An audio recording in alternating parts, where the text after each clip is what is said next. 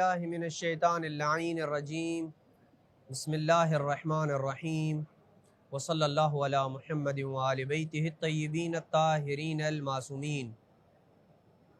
بارگاہ ملکوتی امیر المومنین صلوات اللہ وسلامہ علیہ سے کاروان حسینی مدینہ سے مدینہ تک کی 38 نمبر قسط کے ساتھ اپنے مومنین کی خدمت میں حاضر ہوں۔ گزشتہ گفتگو میں ہم نے جناب مسلم کی گرفتاری کے متعلق تفصیل سے گفتگو کی تھی اور جناب مسلم اور ابن زیاد کے درمیان ہونے والی گفتگو کو بیان کیا جا رہا تھا، اور سلسلہ گفتگو اس مقام پہ پہنچا تھا کہ جناب مسلم نے کہا اگر ابن زیاد تو نے مجھے قتل ہی کرنا ہے تو کوئی بندہ میری وصیت سنے اور اس پہ عمل کرے، جس پہ عمر ابن سعد آگے بڑھا اور کہنے لگا اے مسلم اپنی وصیت مجھے بتاؤ۔ جناب مسلم نے کہا میں تمہیں تقوی الہی کی وصیت کرتا ہوں اور میری ایک حاجت ہے، اور وہ یہ کہ میری سواری اور اسلحہ ان لوگوں کے پاس ہے جنہوں نے مجھ سے میری سواری اور اسلحہ چھین لیا ہے، اسے فروخت کر کے میرا قرض ادا کر دینا جو 700 درہم میں نے کوفہ میں کسی سے لیا تھا، اور اگر یہ فاسق مجھے قتل کرے تو میری لاش کو اس سے لے کے دفن کر دینا۔ اور تیسری سب سے اہم وصیت یہ تھی کہ اے عمر ابن سعد حسین ابن علی کو خط لے کر کوفہ آنے سے روک دینا اور میری شہادت کی اطلاع دے دینا۔ عمر ابن سعد نے فوراً ابن زیاد کو مسلم کی تینوں باتیں بتا دیں، جنہیں سن کر ابن زیاد نے کہا جہاں تک آپ کے قرض کا تعلق ہے تو عمر ابن سعد آپ کی سواری اور اسلحہ فروخت کر کے اسے ادا کر دے گا، اور رہا آپ کی لاش کو وصول کر کے دفن کرنا تو یہ فیصلہ ہم نے کرنا ہے، اور خدا جو تیری لاش سے سلوک کرے گا اس کی ہمیں پرواہ نہیں ہے۔ اور حسین ابن علی کا جہاں تک معاملہ ہے تو حسین نے ہماری طرف اگر رخ نہ کیا تو ہم بھی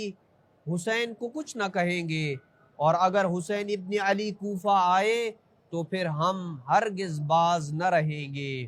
لیکن اے مسلم تم کوفہ کیوں آئے تھے یہ تو ذرا بتاؤ، تم نے اہل کوفہ کی وحدت کو پارا پارا کیا ہے، جس پہ جناب مسلم نے کہا میں ہرگز اس کام کے لیے نہیں آیا کہ میں امت میں وحدت کی فضا کو پارا پارا کروں جس کا تو مجھ پہ بہتان باندھ رہا ہے، میں تو اس لیے آیا تھا کہ تم بنو امیہ نے برائی کو عام کر دیا تھا، نیکی کو دفن کر دیا تھا، لوگوں کی رضا کے بغیر ان کے حکمران بن بیٹھے ہو، حکم الہی کے علاوہ کسی اور ہی چیز کا لوگوں کو پابند بنا دیا ہے۔ ہم اس لیے آئے ہیں کہ لوگوں کو نیکی کا حکم دیں اور برائی سے روکیں، اللہ کی کتاب اور اس کے رسول کے حکم کی جانب لوگوں کو دعوت دیں، یہ ہمارا مقصد تھا کوفہ آنا، اور ہم اس چیز کے زیادہ حقدار ہیں کہ لوگوں کو حق کی طرف دعوت دیں۔ امیر المومنین صلوات اللہ وسلامہ علیہ کی شہادت کے بعد سے لے کے اب تک مسند رسول کے وارث ہم ہیں، یہ حق ہم سے چھین لیا گیا، امام برحق کی سب سے پہلے مخالفت کرنے والے تم لوگ ہو، امت کو پارا پارا کرنے والے تم ہو، خلافت کو غصب کرنے والے تم ہو۔ یہ سن کر ابن زیاد تلملا اٹھا اور امیر المومنین امام حسن و حسین پہ سب و شتم کرنے لگا۔ تو جناب مسلم نے کہا ان گالیوں کے تم اور تمہارا باپ زیادہ حقدار ہے، جسے سن کے ابن زیاد نے سپاہیوں کو حکم دیا کہ مسلم کو دار الامارہ کی چھت پہ لے جاؤ اور اس کا سر قلم کر دو۔ ایک شامی جناب مسلم کو دار الامارہ کی چھت پہ لے گیا، اور حالت یہ تھی کہ جناب مسلم مسلسل تسبیح و استغفار کر رہے تھے اور بار بار کہہ رہے تھے اے اللہ ہمارے اور ان لوگوں میں بہترین فیصلہ کر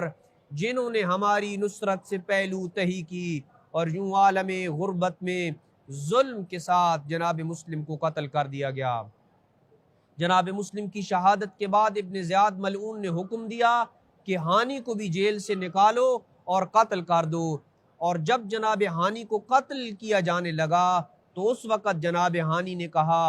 اے اللہ آج کے دن کو میرے گناہوں کا کفارہ قرار دے، میں نے جو کچھ بھی کیا تیرے نبی کے دختر کے لخت جگر حسین کی نصرت کے لیے کیا، اور ان ظالموں نے جناب ہانی کو بھی شہید کر دیا۔ اور اس کے بعد ابن زیاد نے اپنے سپاہیوں کو حکم دیا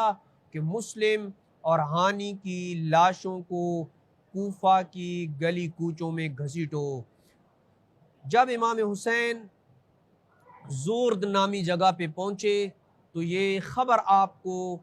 اس اسدی نامی شخص نے امام علیہ السلام کو جناب مسلم اور ہانی کی شہادت کی خبر دی، اور کہا جب میں کوفہ سے نکلا، یعنی وہ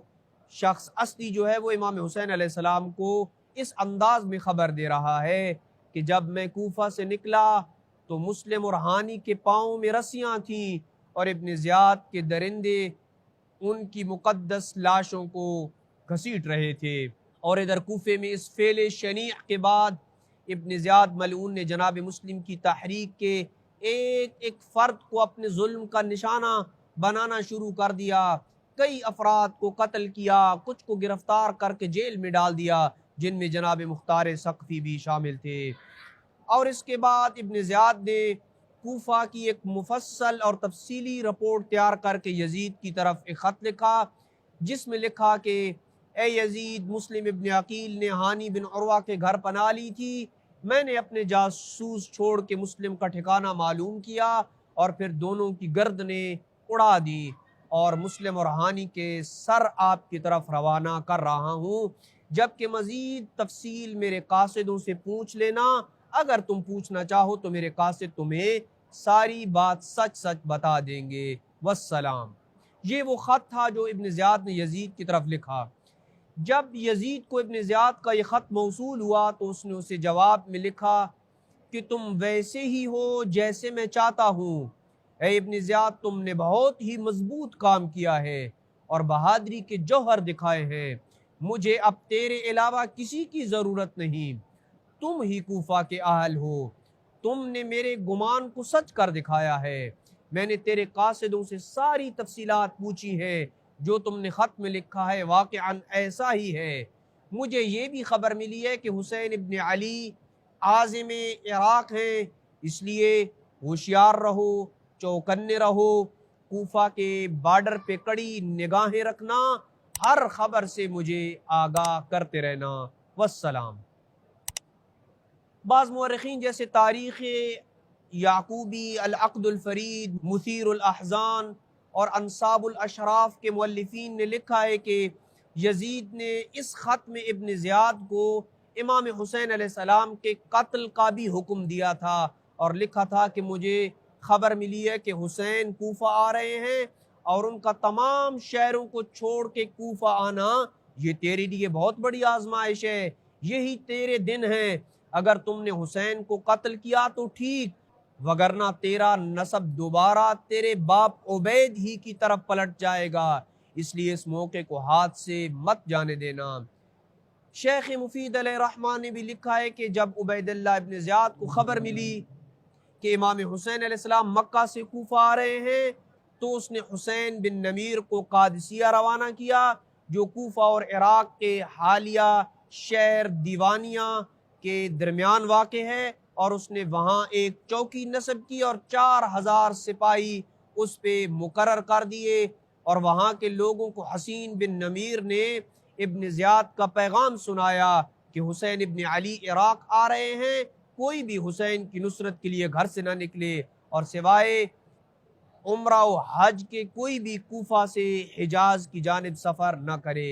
یہ تھا کوفہ کے حالات کا بیان کہ کس طرح ابن زیاد نے کوفہ پہ کنٹرول کیا اور کس طرح جناب مسلم اور ان کے ساتھیوں کو شہید کیا، جبکہ اگلی قسط میں ہم امام حسین علیہ السلام کی مکہ سے عراق کے سفر میں پیش آنے والی منازل پہ تفصیل سے گفتگو کریں گے۔ وصلی اللہ علی محمد وآل بیتہ الطیبین الطاہرین المعصومین۔